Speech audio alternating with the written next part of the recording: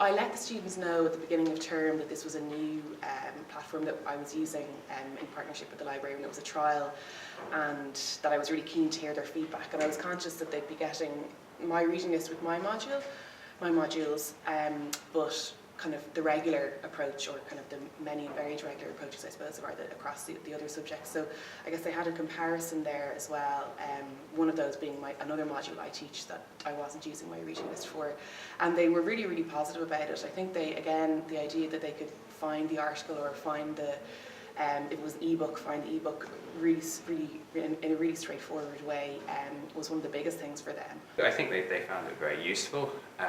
They were able to see what was available in the library at the click of a button rather than having to go through the catalogue, which made things a lot easier.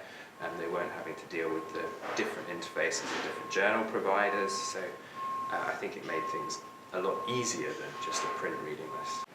I started showing them how you could use it and how you could change the formatting or change, the sort of citation style and everything. And the reaction was, why didn't we have this in first year? Like, why wasn't this always here? So they really loved it. And certainly the essays that I got from them at the end of term, they seem to have a lot more sources and a lot more accurate bibliography on it than in previous years. I think go for it. It's easy, and your students will really appreciate it. I think probably its most natural use is on a really large module where the library resources are at their most pressured. Have a look at what a functioning page might look like, and plan. I think that was the important thing, kind of planning from each week to week what I was going to put on it was really important. The students loved it. It's very user-friendly once you get going with it. It's so simple to use that I think once you start integrating it makes preparing a course, preparing reading lists much easier. It makes things easier for students. Just do it. It's great.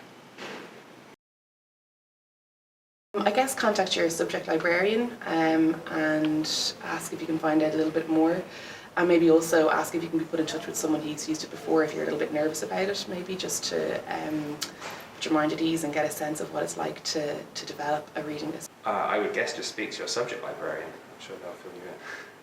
I would say contact your subject librarian. The subject librarians are there to help and there to advise people who want to set it up. And I'd say the first point of call should be your subject librarian. And ask as well if anybody else in your school or your department is already using it, that you can maybe have a look at their reading lists and see what they're doing with it as well.